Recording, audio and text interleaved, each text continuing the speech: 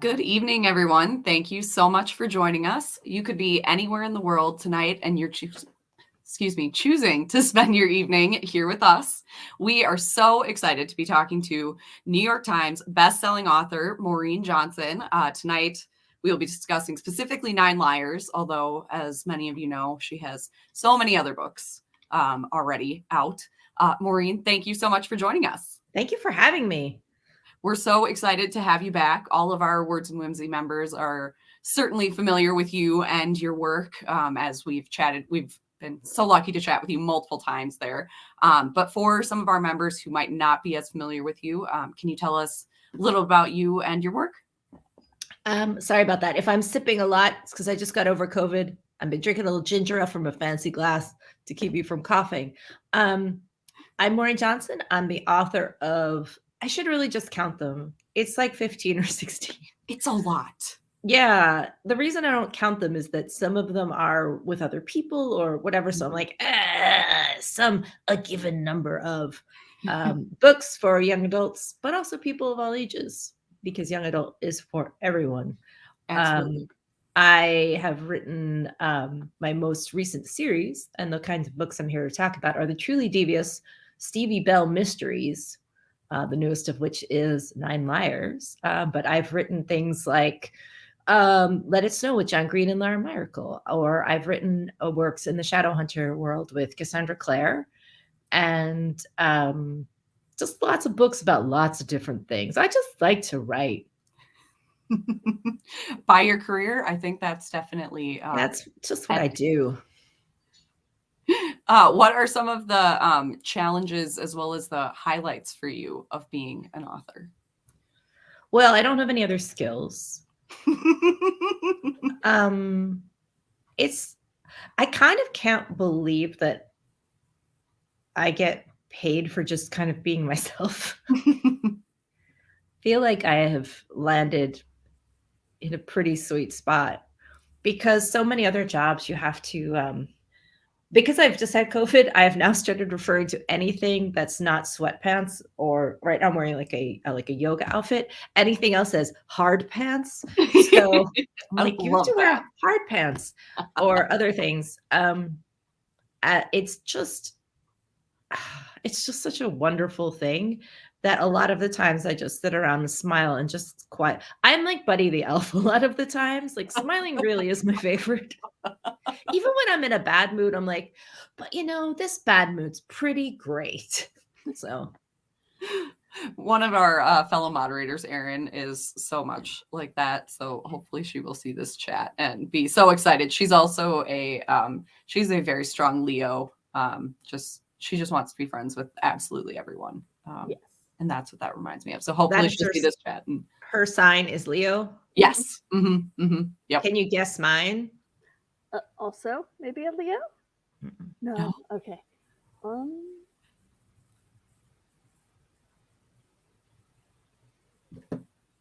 Jordan's better at this than we are. They really are. They really are. No.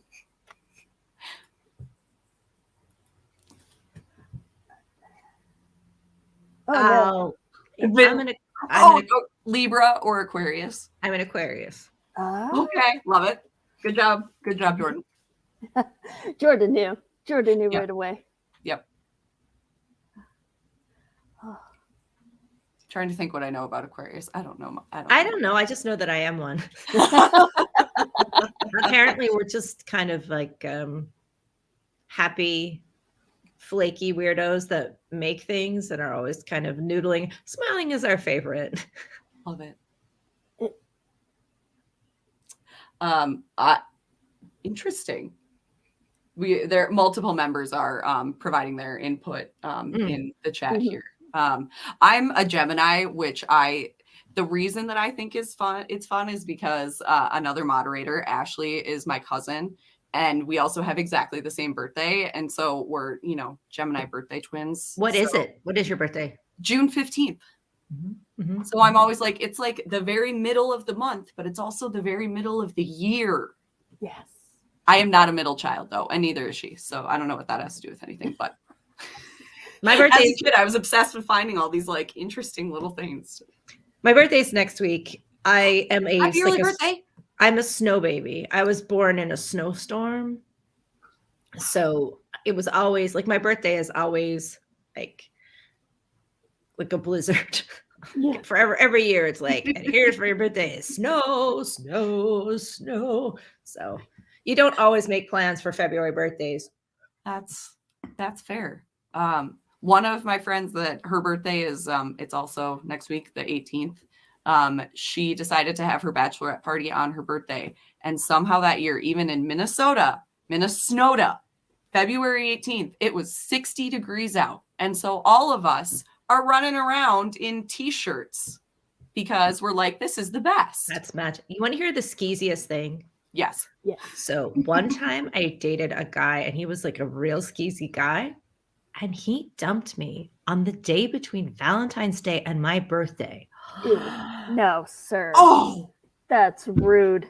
And that's worse than on Valentine's Day. It and really at is. the time, I just started laughing so hard because I'm like, that is the skeeziest thing anyone. That is magical. I was so excited by how skeezy it was. It very solidly told you that he is not worth it. He Oh is no, not I knew he wasn't, but at the same time, I was like, that's amazing.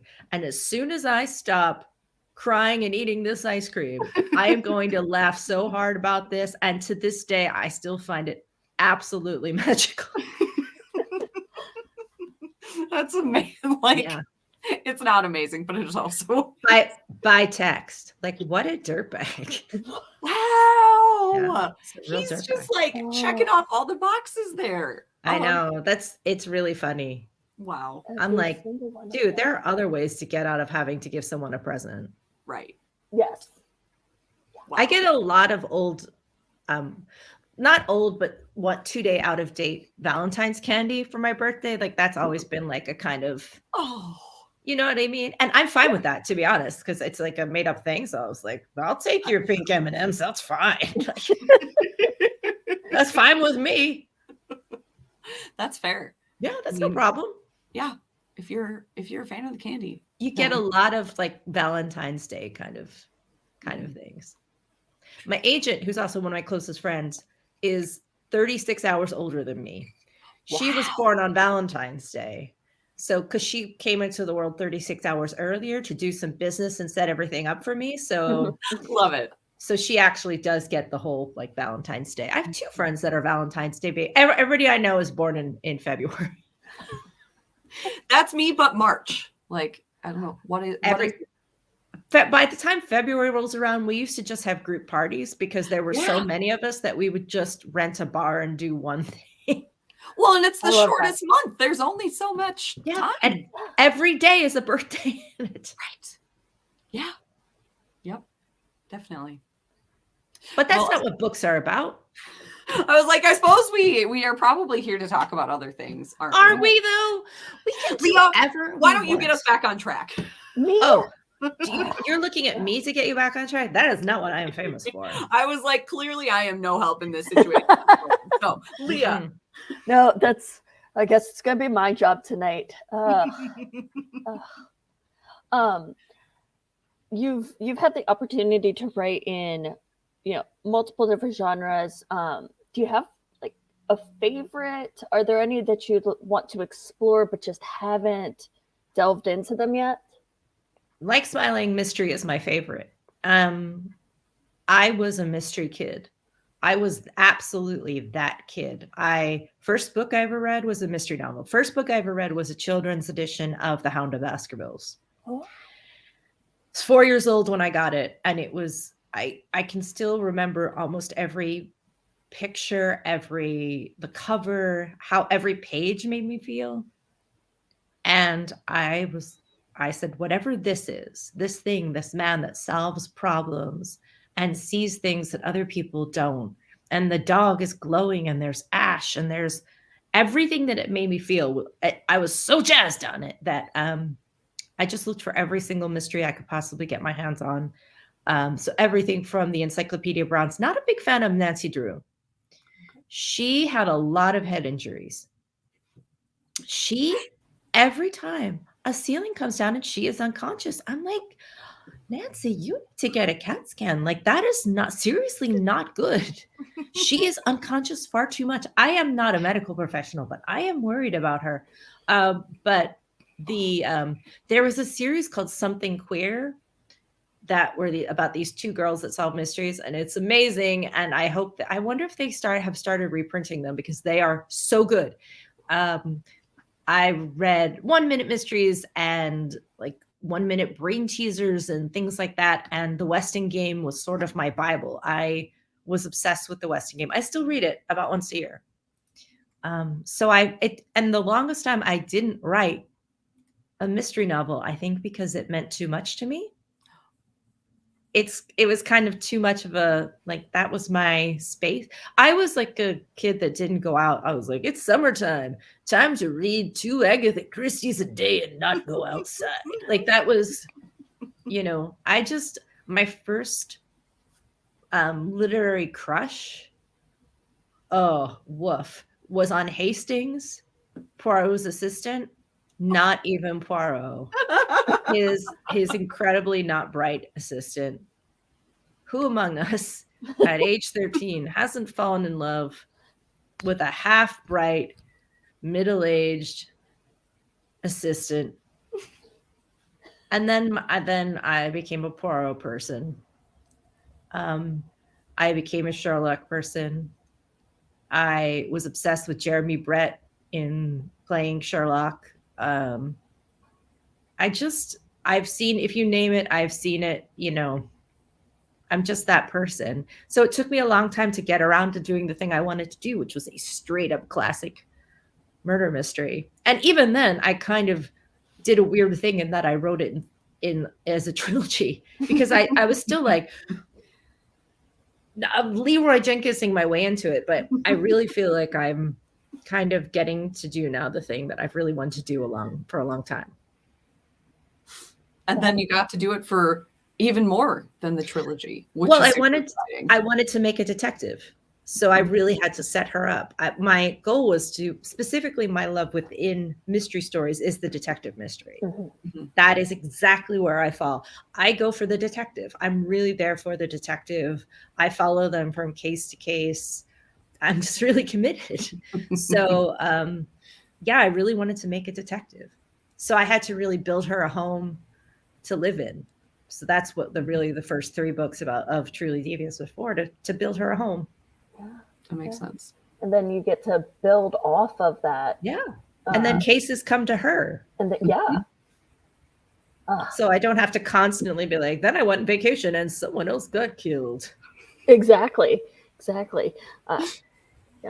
Folks get to come to her and be like, can you solve my problems? And she's like, yes. Well, also it's like everybody's like, I heard about a murder. Or oh, that's a cat. Yeah.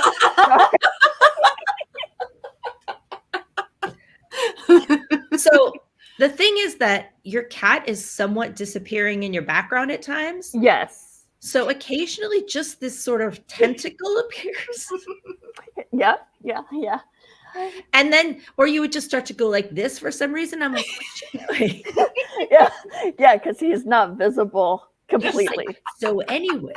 Right? So anyway. It's my crystal. You're like, oh yeah. Yeah, Maggie knows that there's going to be at least one cat showing up. How many do you have? I have 2, Stan and Dom. Domino is the one that's here right now. His tentacle would be the tail that likes to appear. Yeah. Well, I have a dog, and I think she is asleep in the other room, and she's really excited. She likes to sleep on the sofa here, so I think but when she comes in, she makes herself known with her big goobery, like, oh, play with me. Like, oh my gosh. She's a character. My dog starts to smack me with her paw. So if all of a sudden, and sometimes she jumps up like on the arm of my chair and then hits me with the paw. So like if all of a sudden I'm getting smacked, it's just. Yeah, I get that. Come on, scratch me. We're playing now. Right, exactly. I don't care what you are doing. And then I try to reason with her. Like, do you know the reason that you get your bark box every month is because I do my job. And so you can't bother me. And it doesn't seem to get through to her. Like, what? All I'm hearing is you not playing with me right now. Exactly. So That sounds like a you problem. Right. I have a like tangential murder mystery question. Sure. And it's because I've been asking basically everyone about it. Have you heard of / watched The Traitors on Peacock? I watched The Traitors on BBC, the one that it's The based original on. one? Yeah. Okay. I just watched the new, they just did it, and Alan Cumming is the host at like this Scottish manor, and it's fantastic. And I loved it so much and watched it in one day, which wasn't a problem. When we went to England for Christmas, my husband's English, so we did Christmas in England, and then we flew back and we did it all over again here. And the whole family was in the house, and they're all like, "The Traitors! Have you seen The Traitors?" I was like, "I don't know what you're talking about," and so they made me watch it, and I was like, "Yes, okay." And then at night we murder someone. I'm like, "All right, okay, okay." All right, you finally made a show that I might have some interest. But I know they have to do this kind of challenge in the middle of the day. And I'm like, I don't really care about that. Like, I just want to see you murder someone and then try to figure out who did it. That's really what I'm here for. The part that I like is, I feel like they made the challenges at times, like, be able to tie back to clues to, like, traitors. Ooh. And I was that not always. Sometimes it was like, this is just a wild challenge that you're making them do. But I also just have such a love for Alan Cumming after Josie and the Pussycats and Spy Kids. That was my introduction to him. And he's great. He's so great. I think that's all part of why I just loved it so much, is I was like, it's Alan Cumming. The UK host is called Claudia Winkleman. She's got a very severe, like, black bob. She's got this very famous and like really low bangs. She's got this good dead-on way of talking. She's good. I think that's like post chat. Well, they did the coldest thing. They're like, just watch the first episode. In the first episode, they all come up to the manor and are like, this is so exciting. And they're like, okay, we want you to rank yourselves in order of who's going to win and who's not going to win. I don't know if they did this in the US. And so they all got in order. And the last two people were these, like, a doctor and another person were like, yeah, we think we're the least likely to win. And she's like, you're right. You're both out. See, this game can happen. This things can happen at any time. And they just cut those. They had literally just shown up and they cut them. Yeah. So Leah, you got this. I think I have to go. No, my stay dog. right here. They had the 4 or 5 Range Rovers had literally just pulled up, and the first it was just rank yourselves and your chance of winning. Oh, you don't think you're gonna win? You're right. Go home. Just turn around. Don't even take your suitcase inside. Just go. Oh, I love that. That's brutal. That's so I'm brutal. so excited That's to watch tough. this. So that's the UK version. So that's not happening in the US version, I'm guessing, huh, Maggie? No, it doesn't. You can watch the whole first season of the US version on Peacock right now, which is funny calling it the US version because, like, you know, it's set in Scotland and whatever, but like it's very much the US version because it's all like they US used stars. the same castle. I think they used the same place. Really? Yeah, I think they did. That would make sense. It's gorgeous. Yeah, I think they used the same place. So then they just rocked up and they cut them. But on Peacock now is also an amazing new mystery show. So Poker Face is on there. So if you want to, it's their new Ryan Johnson mystery series. Yes. Recommend it. It's so good. Okay. Natasha Lyonne should be in everything. I love her. I love her voice. Can't do it, but so good. She was absolutely my favorite in Orange is the New Black. She's wonderful. She's good in it. It's a really good mystery series. It's basically like Columbo, that you see the crime in the beginning and then you see her figure it out. It's really good. Highly recommended. Ryan Johnson is bringing it. Like, all the stuff that I was like, thank you for making exactly what I was hoping someone would make. That was very kind of you. Yes. That sounds amazing. And I feel like I am going to be watching a lot of TV now. Yeah, there you go. You're welcome. I'm not upset. You're welcome. What was wait, Leah, what is Dexy? Dexy's my dog. Oh, that's your dog. Yes. Oh, I was trying to read the question and I was like, I don't know. Her name is Dexy. Tell us about Dexy.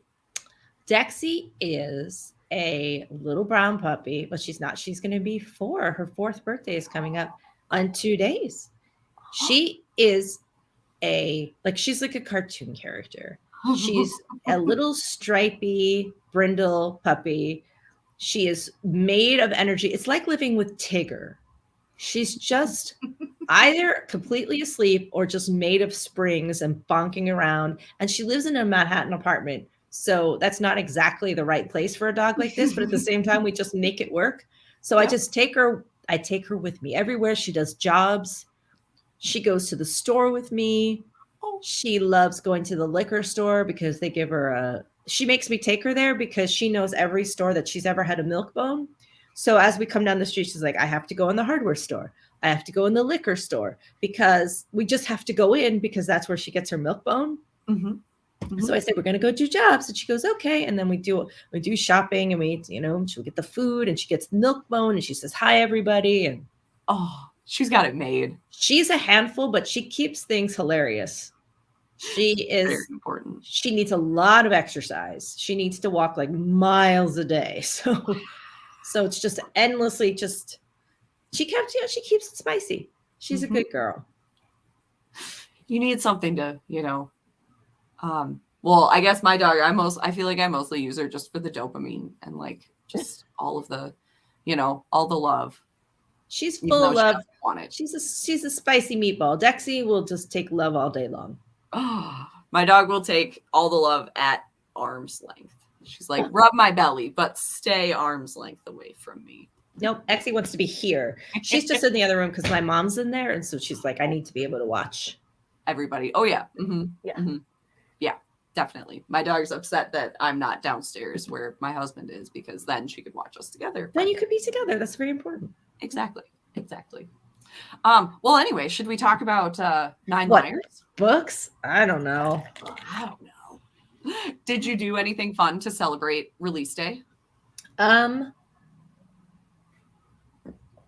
flew home from England. So we flew from we did England and the UK. It was the first time I actually did Christmas proper there. Oh. And we really did it. Like my husband's family, I just have to say this. So I have an English husband who I'm not entirely sure he's a real person.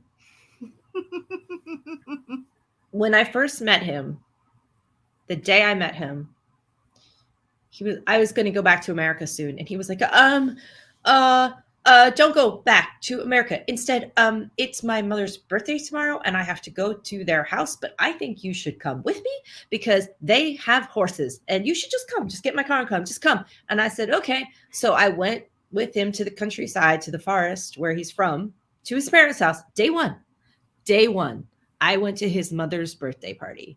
Not even 24 hours. Day one.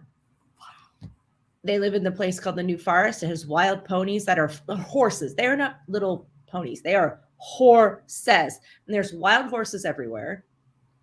And suddenly it was in this kind of champagne and croquet and all these very English people. His family's got 2 sirs in his family. Like they're all very like real. They're all like naval officers and they're all real like serious people, but very proper. He walks me down through the beautiful gable, it's all the arching trees through the forest. And he takes me to the 13th century church that they're like, and I'm looking at the baby Shetlands and he goes casually. And over there is Sir Arthur Conan Doyle, just buried there. His parents helped take care of him. He's just hanging out, just casual like. So that's just their neighborhood. And things happened to him and his family, like a horse broke into their house once on Christmas. Things like that happened.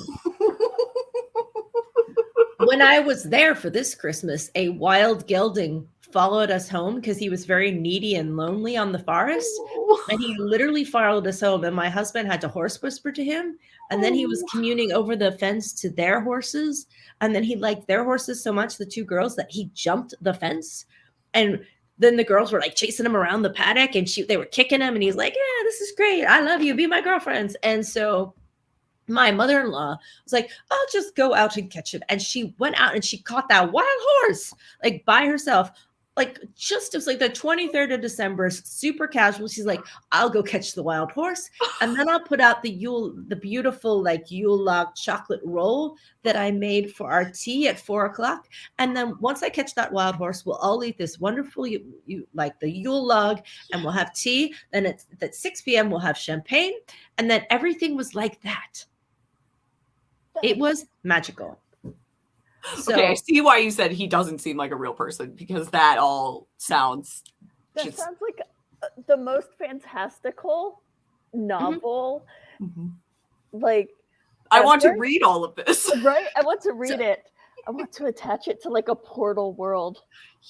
So I wrote this little book called Your Guide to Not Getting Murdered in a Quaint English Village, which is an illustrated guide that it was actually a list I wrote for Crime Reads, and then an editor was like, I want to buy it as a book. And now we've opted it as a TV show. So like, all I did was write a list. But I wrote this. I turned into a book. I had my ex-boyfriend from college, not the skeezy one, nice one. He illustrated it. So we were working together on this. But a lot of that is based on the actual stuff that happens in the village. Like, it's based on things like Midsummer Murders. But I'm telling you, the village life is really like that. My father-in-law will be the person who does the murder, but he will make the vicar go down for it, because he does not like the vicar, because the vicar wanted to put a TV in the church. And then there was a whole thing about someone wanted to buy 10mm gravel for the church path, but they should also get 5mm gravel. And there was this whole controversy about where the village pond used to be. So like, it is like that for real.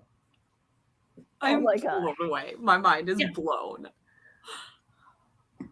Yeah. I went for a walk with my sister-in-law. We walked around. We saw the wild horses, the wild pigs. We went to the beautiful pub. They're like, we have delicious mulled wine today. They gave us the mulled wine. There's a beautiful fireplace. Someone's like, oh, I just have this muddy Labrador resting in front of the fire. Would you mind giving him a belly rub? I was like, no problem. Everything is like this there. Wow. I don't understand it. I think I imagined him into existence. One of our members did have a question I feel like I must ask. Sure. Well, I'm rephrasing their comment into a question. So JMD Hunter said, I'd be like, I'm either having the very best date in the whole world, or am I going to be murdered and never seen again? So did that ever cross your mind? Oh, it's for sure. Okay.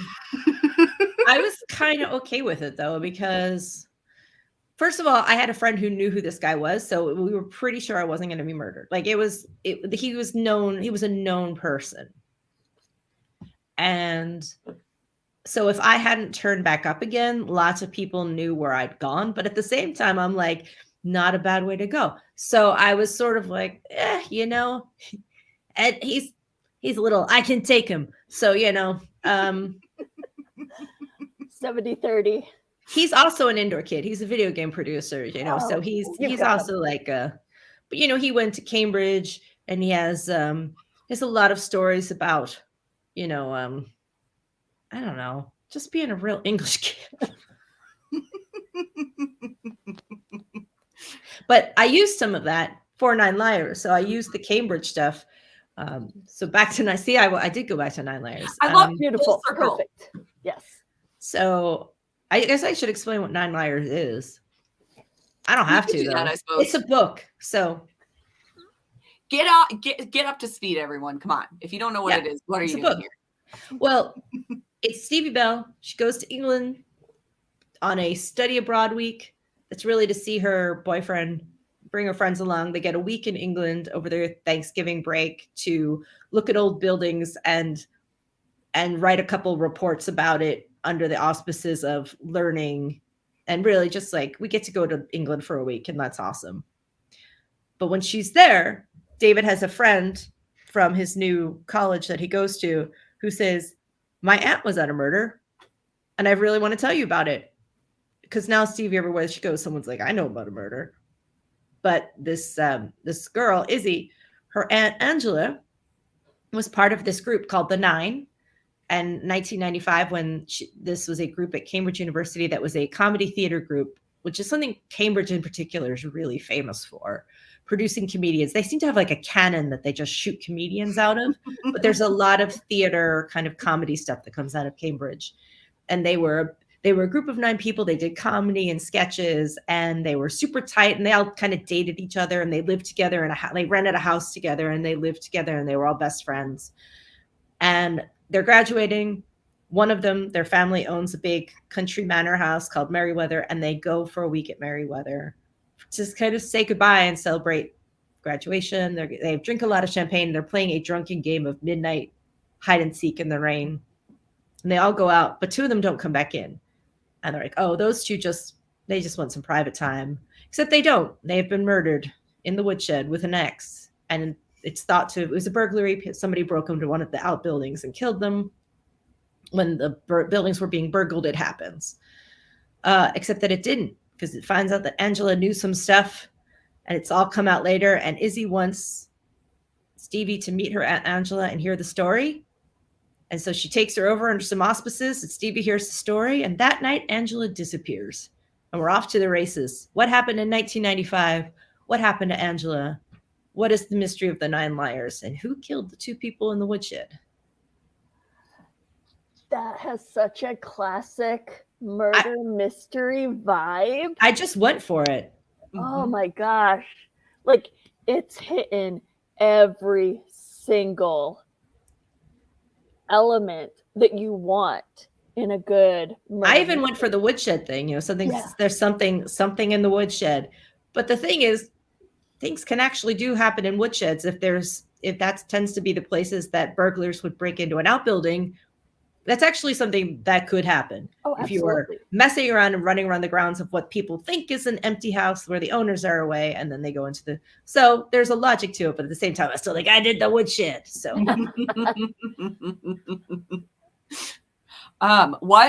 so you mentioned that there's obviously both the crime that takes place back in 1995, and then, like you said, Angela, Izzy's aunt, disappears.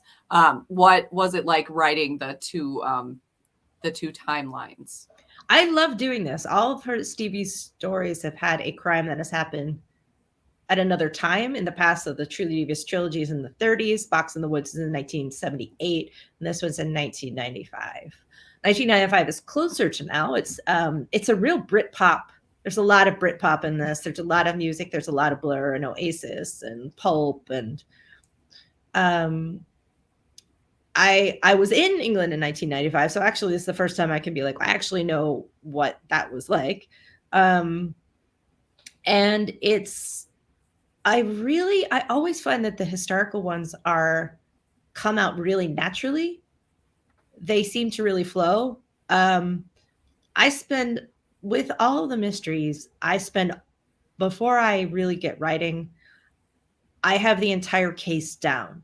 I know exactly what happened. I know who did it. I know the details. I write out basically a solve file. I write out a case file that goes through everything so that I really have stuff to draw on. So I know exactly how it all went down. And then I work kind of around and backwards. I kind of spin out from there and kind of build various events in sort of increasingly wide circles of time. And so it's actually at the last stages that I get to the present day and what's going on, and then kind of leading back to the center. Cool. That's so cool. Was this case like inspired by any true events or any stories that you heard when you were living over? No, this one wasn't, nor was the Box in the Woods. The Truly Davis was very lightly inspired by some of the details of the Lindbergh baby kidnapping. Mm-hmm. This one was basically your classic manor house mystery.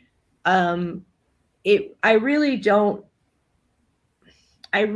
like to base things on any kind of real cases, because unless they're so far in the past that nobody's going to be hurt in any way. Right. I feel like what I'm writing are very classic murder mysteries where we all kind of know it's a play, that it's a game, that it's a puzzle. It's not meant to kind of be too real. The Mhm. people, like the characters, the emotional reactions and stuff, you can have more, but we kind of know that the mystery isn't, you don't have to worry too much. Right. So no, it's really just it's a pure creation. These were all, yeah, it's not really based on, it's your axe in the woodshed. Yeah. No, pure creations are, sometimes the best murder mysteries because you've got this entire sandbox Yeah, to play in. it's based on fiction more than it certainly is in reality. Yeah. I love that. Of the 9 liars, that group of friends, did you have one that was your favorite? Well, Or one that was easiest to write? it's hard to talk about because some of them have been up to things, That's true. Yeah. That is true. I didn't think about that. so I can't reveal that because they've been keeping some secrets. It's true. It's true. But I will say, for the first time, I loosely based all those characters on very, very loosely on some real people, actual English comedians, actors. I kind of cast them because they are performers. Oh, okay. So there are shades of all kinds of various English actual comedy performers in there. That's cool. That makes sense. So in a way, you have your like live action casting already started. I never do that. This is like the only one that I think it's because they were such a theatrical, like, because it's a theatrical group. It's comedy, that I was thinking about some comedians, like what kind of putting my ideal college comedy group together by cherry picking a bunch of English comedians. Mm-hmm. That makes sense. Was it hard to keep track of, like you said before, there was a lot of interdating within the group and like different secrets that different people had told each other? Is that hard to keep track of, or is that all included in your Man, I spent so much time on this. And so much of it I didn't end up using, like things that would have happened in the past and charts I made of who dated who when. And in the end, I really boiled it down a lot. But boy, oh boy, I remember like over the summer in particular, I was like, every time I walked the dog, I was like, and this one, and then this happened, and this. Didn't use a lot of it. But you were prepared. Yeah, I think that's kind of how it goes, is you do a lot of mental background work, and you do a lot of the coloring, and you really have to kind of know your background stories. Yeah. So a lot of stuff you might think up or kind of imagine, you don't actually have to end up using it all. Mm-hmm. Yeah, particularly with like mystery or thriller books, it's so crazy to me to think that some people can go into it writing it just totally pants it, and they don't need to plot it out. And I can't imagine not having everything laid out for myself, because no. No, I'm working on the next mystery novel now, and it's everything stems from the middle. Everything stems from that solution. Everything stems from the crime. I always start with why, not how, not who, but why. Always, every time. Oh, I love that. Yeah. Always why. Because it's a big deal, especially if you're writing a YA mystery. When I first started thinking about this, I created all these charts of motives and methods and conceits and constructions in mystery novels. And what I realized is, if I'm going to say write a YA mystery novel, in which you could potentially have a young person who's going to commit a crime, there's only so many motives. Like, there's basically love, hatred, so feelings, money, or like personal gain. There's not that many. And it's not like you're 16, you're like, there he was, my ex-husband. Like, it's not heir to my fortune. It's just not going to come up. Right. And it automatically limited. So I really had to think about, what could the motives be in a lot of these cases? What could have possibly happened to cause this chain of events? So when you're why mystery can be more limiting in that respect, but it's not necessarily so. You have to really just think through the problem, but always think about the why. Mhm. Because it's not like just cause, Right. Yeah, that's YA is definitely not where you're expecting to see that.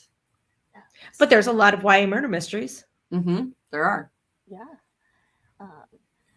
And I think like starting with the why helps you maybe like get creative on with the why. Start just really spitballing it and almost like once you're finished, once you start thinking about all of the whys, if you can land on one that just really connects, once you start there, you can pretty much go anywhere, I would imagine. Yeah, but it really has to have a good driving reason behind it. Or else the whole story is like, and this happened for no particular reason at all. Yeah. And that type of payoff is just not fun for readers, usually. You just have to really set your stakes very clearly, like where everybody was at and why this went down. Because it's a big deal. Yeah. If you're going to, murder someone with an axe, you probably need a reason. Yeah. That's what I've always said. That's my family motto. If you're going to murder someone with an axe, you should probably have a reason. Yeah. I want to get that in Latin and put it on a crest. For sure. Yeah. Would the crest have an axe in it? Yes. Of course. Yes. Love it. Yes. Dual axes. Yeah. Dual axes.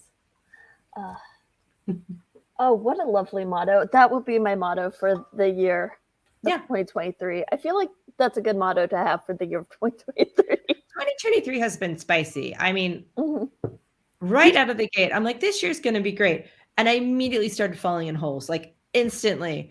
Like I basically stepped out my door twice and just right into multiple calamities and got COVID and was stuck across the country. And I'm like, this is pretty wild, 2023. Can we calm down just a little? This 2023 is the Leroy Jenkins of years, and I'm here for it. Yeah.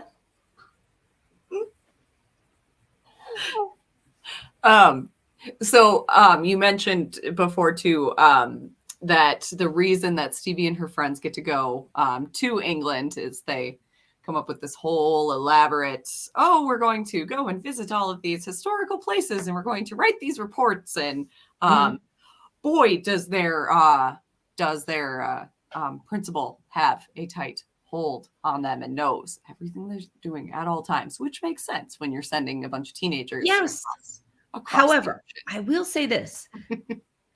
Where this story intersects with reality is kind of interesting to me, because I have to send Stevie and her friends to various places to solve cases in a way that would not really have been possible since the last 3 years, because COVID shut down schools and so many things became remote that the idea of remote learning and going to other places and still doing your work, has changed in such a huge way that I'm like, wow, like it literally has dovetailed into this where it's, you can go to England and like just like connect to your teacher on video call and hand in your work that way, because that is how literally school was run for like 2 years.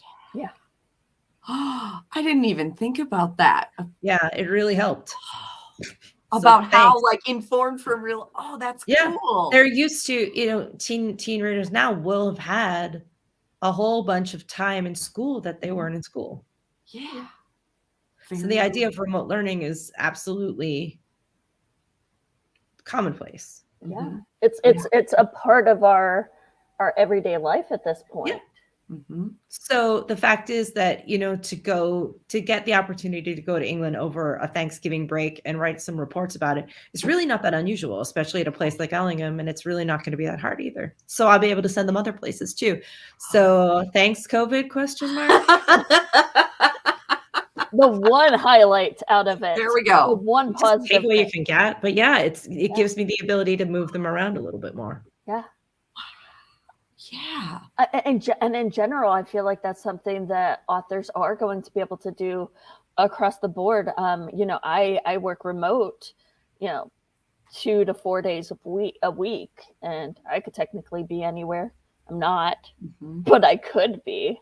And you don't have to wear hard pants. And I don't have to wear hard pants, which is they're so lovely. itchy, you guys. They are. They're so tight. Yep. I used to think jeans were pretty comfortable, and now I can't. I'm like, no, I don't even want. So scratchy. Yeah. Sweatpants are just the superior. Like, honestly, the move is to find. I was like, what if I just accepted reality and just bought nicer sweatpants? Yes, that's the way to go. And then I did, and I was like, all right, now I know how this game is played. Yeah. I have heard about these Target office sweatpants that my sister has, and she wears them to her and I work at the same place. And I mean, I mostly work remote, but she wears them to the office all the time, and she looks professional. And so I'm like, okay, I'm going to need to, like, they have them in like a plaid kind of not plaid exactly, because plaid pants, that's a different thing, but some I'm forgetting. But anyways, point is, they look really nice. And so, but they keep selling out so fast. So no more hard pants. I love that. No, who needs them? Who needs them? Leah, do you want to ask? Yeah, I'm perusing. Oh, that's okay. Lots and lots of members are agreeing with the yes, sweatpants. I hate. Oh, wait. Kristen lives in her jeans and hates sweatpants. I was like, wait a second, this is the same person. That's okay. Lots of I live in my yoga pants. Yep. Everyone is very, very much. Maybe we can start a movement. Ban hard pants. Yeah. Except Kristen, you can keep your jeans. Yeah, Kristen. If people want to keep their jeans, that's fine. But otherwise, no requirements of hard pants. No. Okay. Without giving away like too many spoilers or any spoilers, because I guess we should give everyone a chance to read the book. Did you have like a favorite scene or moment in Nine Liars? I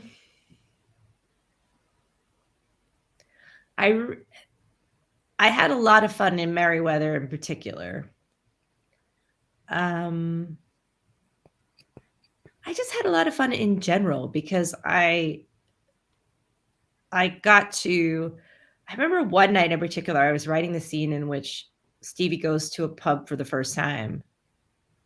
And it was like a cold night. I guess I feel like it was last December or something. And for some reason, there was a Harry Styles song playing in the background. And I'm like, I just felt it. And I was like, there's just this special feeling when you actually experience what pub culture is like for the first time and how warm and kind of exciting and friendly. And that it's so, like everybody's there and it's so social. And I just wanted that for her. I was like, it's just a really cool experience that everything is so kind of community based and everyone's sitting around and talking. And I like the idea of having more community spaces. And I like the fact that England really does think about community spaces a lot, places where people get together. It's very civilized. They don't believe in working all the time, which I'm like, what? And you're supposed to like take time off and, you know, relax. I know. It's a real difference. It's a real thing. Like Americans, I don't know, maybe not all of us, but a lot of us are like, I got 5 minutes. I could be working. Right. Yeah. Exactly. Yeah.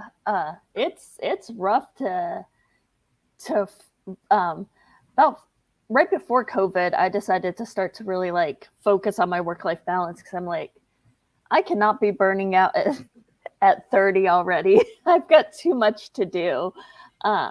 So I've really focused on my work-life balance, but working in corporate life, no, it's so hard, you know. They're calling at all hours. I keep my phone is on mute as soon as work is done because I'm like, y'all need to learn to put your phones down. Quit calling for every little fire because they're not that important. Right. I didn't even have that. It was just my job. But the first time I went on vacation with my now husband, we went to the beach and I dragged my computer to the beach. Like I literally came down and I was like, he's like, what are you doing? I was like, Gotta get some work in. I'm writing. Like, what am I supposed to be doing? I didn't know. He was like, you just sit here. I was like, I'm talking. I was so confused. I was literally like, what are you talking about? Like, you just like just sit here? He's like, I just relax. What is relaxing? I'm like, but aren't you bored? Like, no, y'all should try it. Relaxing's the best. And then he taught me, he's like, you have a drink and then you jump in the waves. And I was like, all right, if you say so. Sounds stupid, but okay. I mean, and then I learned, I was like, this is great. You just do this thing where you just like do stuff and enjoy it. And he's like, exactly. Mm-hmm. Like, do other people know about this? But the thing is that my job is enjoyable. So sometimes I'm like, but then I never stop. And then it gets a little grindy because I'm like, I'm having such a good time. And then you're not, because I also, being an author means doing a lot of jobs that I do not actually know how to do. Mm-hmm. Like, you have to be a designer and a marketer and you know, like all these other things that I'm like, these are not my job. And you have to kind of learn them or do them on the fly. And everything's like exploding all the time. And not all the things get done. And because that's not really where my strengths are. So, or you have to learn them and have them be your strengths. So there's all these parts of the job that are, I always think of it as sort of like, and now you run a farm. Like, and I'm like, what? I don't know how to run a farm. And they're like, well, good luck. You have a farm now. So you have to like do this part of the farming and this part. And I'm like, I'm really only good at this one thing. So yeah, even though the job is good and wonderful, sometimes I have to remember to do other things. So yeah. Like I go on retreat a lot with other writers. Like I have a big group of writer friends and we get to go we go to these beautiful places in beautiful house where they're used to running this house to people that are like Instagramming themselves and jet skiing all the time. And then we roll up and we just open our computers and type and then sit and talk about plots. And then they're always like, you want to parasail? And we're like, no, we do this. They're like, you want a margarita? And we're like, not really. Do you have any more coffee? And they're very puzzled by us. But then they eventually find us charming because we don't mess anything up. Like we're pretty neat. We don't ask them for a lot of stuff. And we're pretty quiet. So they can they're like, basically you can just leave them alone. They just sit there and they're perfectly happy talking about. And what we end up doing a lot of is talking about, things like really popular. I can't believe I'm about to say this. But for example, this is where I always find out things like what kind of self-published books are very popular on Amazon right now. They're like, well, it's the whole thing about the sex farm right now, or the sexy spiders. Like I just learned this year about the sexy spiders, and I was like, what? And they're like, the sexy spiders, and I'm like, I don't know what that means. And then they explain it to me, and then I end up inevitably having to read a book about a sexy spider. And I'm like, wow, look at that. That sure is a sexy spider. So I found out a lot about book things. And so that's, but we talk about plot so much. And they're like, they just sit there talking about plot like well into the night. We wake up and they've got Post-its everywhere. And they never won any margaritas and they don't want the jet ski. They just want Post-its and they talk about sex farms. And plot points and romances and sexy spiders. And that's all they do. And then they just sit quietly the rest of the time. Okay, now between you and then Jordan saying in the chat here, it's okay. My boss, their boss at OwlCrate learned about the sexy spiders. And so now I'm like, okay, I need to go and learn about the sexy spiders? I know about the sexy spiders. Yes. Because I was on Twitter when the sexy spiders went down. There's so many sexy spiders. There's so many sexy spiders. So okay, I'm the only one that doesn't know about the spiders. I can give. I'll give you the info on the sexy spiders after the chat, and I'll give everybody else Sexy Spiders. Everyone else, go look it up yourself. Yeah, because I can't remember the author's name that I discovered, but the book is called Ensnared. There's a bunch of them. There's a bunch of them, but the one that I'm starting with is Tiffany Roberts. I don't know. Y'all, I will share it with y'all after. Excellent. It was that's inevitably it's retreat that I find out. I never know these things, and they're like, so the sexy spiders, and I'm always like, here's another thing Maureen doesn't know about. This is where Maureen finds out about all this stuff. Yeah. I love monster romances. It's like I love horror, murder mysteries, monster romances, and there's very little in between. It's true. I love that. Yeah. I love that everybody's getting the stories that they need and want. It's a beautiful thing. Yes. Oh yeah. Speaking of stories that we need and want, you mentioned you're writing something right now. Yeah. What can you tell us about it? Well, it's right here, actually. Here's a notebook. Oh. So there's going to be, the thing that's coming out next is called Death at Morning House. And it's a standalone, not Stevie Bell mystery. It's just a standalone, separate, different mystery. Totally different mystery. Then after that, 2 more mysteries, Stevie Bells. Those are the confirmed things that are like in the pipeline. Here they come. Those are definitely happening. So yeah, I was working on them today. So that's what's coming up next. Exciting. And hopefully even more exciting stuff to talk about after that. Is will the one that's outside of Stevie, will that be like a standalone? It's a standalone. It's just a purely like one and done. Like that series are always a little hard for me, but those standalones. Yep. It's just totally its own books. It's called Death at Morning House. It'll be out. The date that's roughly sketched for it, I believe, is next August. Okay, cool. Perfect. Exciting. Perfect. We will be very eagerly looking forward to that. So I mentioned Kristen multiple times, including calling her out for Yes. Why do you like to wear jeans over sweatpants? Sorry. Anyways, it's not your fault. But in honor of Kristen, who always tries to get signed copies of the books from the authors that we chat with. So is there anywhere that readers can get a signed copy of Nine Liars? Yes. They are around at a lot of stores that I was at. And if you order from a place called Blue Stockings Collective in New York City, I have signed all the stock there, and I can easily go and sign more. But what I really also love about this bookstore is that it's worker owned and queer owned, and it's a community hub. So they also provide free things for people in the community. They have a free store behind the counter. So if people come in and they need anything, like from medicines to foods to like household stuff, they just give them to people. And so it's a very cool, that's where I really wanted to do my signed pre-order with them, because it's a actually like fully worker owned, very queer friendly space that provides stuff to the community. So it's a really nice place. It's called Blue Stockings Collective. It's on Suffolk Street in New York City. And I signed all of them, but I'm more than happy to just keep going there and signing as much, because all I have to do is I take my dog down. She does one of her jobs. We walk down and we can sign more books. But there are many places. They are in, there's a lot of them in London at Forbidden Planet and Waterstones all around London. They are at a Mysterious Galaxy in San Diego, should still have a bunch. Where was I last? I was at Murder by the Book in Houston. I was at Nowhere Books in San Antonio with my friend Jenny Lawson. And that was the last kind of big event I did. I got sick the next day. So I'm just really glad I didn't give it to Jenny. Yeah. She and I sang a duet of Islands in the Stream. Amazing. It's an amazing bookstore. I was so excited to finally get there.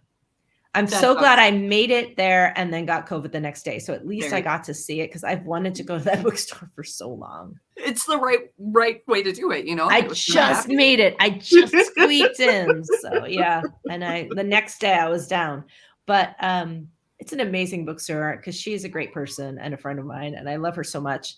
And it's just such a cool space. It's even better than I thought it would be. So it's really exciting. That's amazing. That's awesome. Well, this is not a signed copy, but I will say for anyone watching, we do have a copy of 9 Liars here that we will be giving away in the nest. So keep an eye out for the giveaway post. We have that here. I have this copy here. So be prepared for that. Everyone watching, if you are hoping to get your hands on a copy of 9 Liars. Or just buy a copy. That too.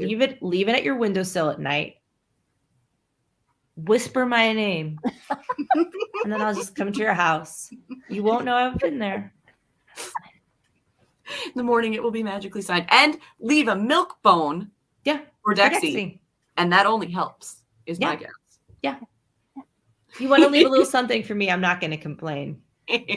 My mother bought me a pound of Italian cookies when I was here. She's like, I got you a little something. And she plunked down a pound of it. I was like, that is a pound of cookies.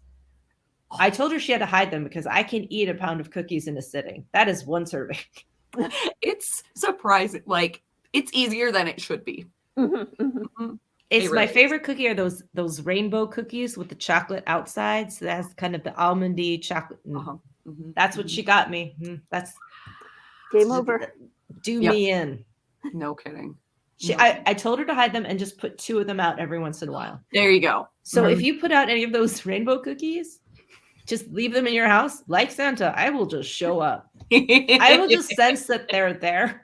And eventually you'll just be like, what's that sound? What is that? What is that scratching? And then you'll see this. Oh my God. Oh my God. Like she really just let me in. Let me in. Well, Maureen, I hope you're ready to make a trip to Minneapolis tonight because I'm probably going to do that and like leave it near the copy. I want to go to Minneapolis. Minneapolis seems like a very cool place. I mean, I've lived here my whole life, so I grew up in St. Paul, but I lived here my whole life, so I'm a little biased. But I think that in a lot of ways, it's been on the up in terms of like good culture, and that's where Paisley Park is, right? Yep, Chanhassen technically, but it's close. Yeah. When I was last there, I was across the street from the biggest Target I have ever seen. Was that in downtown? I wonder. It's a big Target. It's a big Target. It is massive. You have to take an escalator just to like get to the start of Target. I don't even know why I remember that. I was like, this Target is huge. Yeah. Well, I mean, it takes up literally like a city block. So mostly I want to go back and just walk around that big Target. I almost bought a whiteboard. And then I was like, Maureen, you are here at a convention. What are you doing? But it was such a good whiteboard selection that I'm just always like, I hear that siren call and I'm like, but what if I fit it into my suitcase? They don't fit in suitcases. No. It is Target headquarters. So that makes sense why it's such a big Target. Largest Target, that I'm sure it's the largest one I've ever seen. It's way bigger than the first Target, or at least the first Target in Minnesota. I forget. So there you go, guys. If you want to have a good time, head to downtown Minneapolis. See yourself a big Target. Yep. And then as for restaurant recommendations, because I can give a bajillion of those. And there's a lot of lakes, right? Many lakes. The land of 10,000 lakes, but we actually have more than 10,000. So see that? Yep. Cool We've got some stuff. Lizzo credits Minnesota as like a home because she went to high school in Minneapolis. And she can play the flute like nobody's business. She's incredible. She's so freaking talented. Love her. Delight. Yeah. Anyways, okay. We went off the rails a little bit. That's okay. That is the best part. Our members confirmed that they like it when the chats are just all over the place. So this is great. Yes. Maureen, thank you so much for joining us. Thank you for having me. We always have a wonderful time chatting with you. We will, as always, be very much on the lookout for release dates and everything for your upcoming, the standalone murder mystery, as well as the upcoming Stevie Bell books. It's coming. Have to have you back to discuss those with you. And Words and Whimsy and Nest members, thank you so much for being here as well. If you want to catch our next live author chat, it is happening on Wednesday, February 15th at 8 p.m. Eastern, and it will be with Crystal Marquis, who is the author of The Davenports. Enjoy the rest of your night, everyone. Here, she's finally shown up. Oh my gosh! It's Dexy. It's going to be Dexy. There she is. Look at her. She showed up at the end. There she is. Yay! The best way to end a chat, everyone. Absolutely. With dog appearance. My girl. Say goodbye. Say goodnight, Dexy. Good night, Dexy. Good night. Good night, So Maureen. sweet. Good Good night. night. Thank the you. Nest.